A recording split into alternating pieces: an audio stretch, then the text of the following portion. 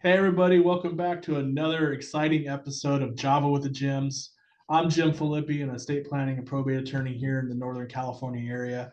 I'm here with my dear friend Jim Meyer, who's a professional real estate agent with Remax Gold.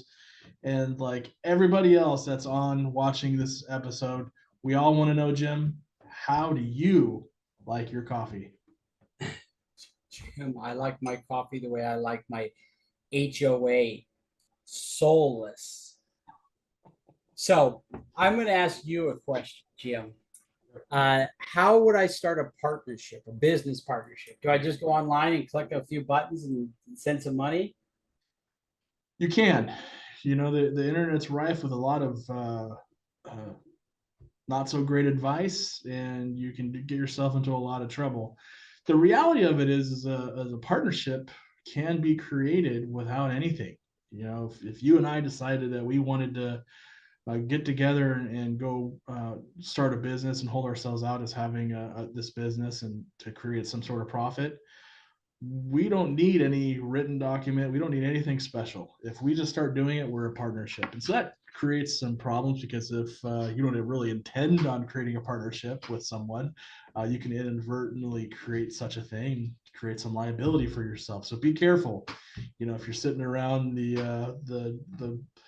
the bar stool and talking about all these great business ideas and you start shaking hands and coming up with some great ideas, you may wake up the next morning with some business liability you didn't really expect. So it's always important that if you're creating a partnership with someone else, that you have a very clearly defined agreement. Even though legally you don't need one, a lot of heartache can be just wiped away by making sure your agreement's memorialized in a partnership agreement, so you know what your partner is going to do, your partner knows what you're going to do, you know how you're going to operate your business so that fights down the road won't materialize. Because if you base your business on some conversation you had at the bar and 2 years later you want to get into an argument and start litigating it, you can see where that can become very difficult. So making sure you have a clear understanding of what each other's going to do, memorializing that in a partnership agreement, and getting everything done the proper way with the advice of an attorney to make sure you're dotting your I's, crossing your T's, and not exposing yourself unnecessarily to liability.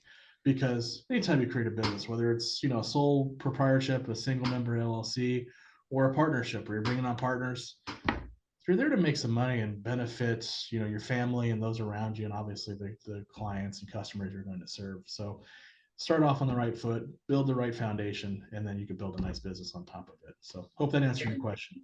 And if somebody wants to learn more, what do they do? Yeah, just give us a call. We have our phone numbers down below here, and we'd be happy to help you walk you through that.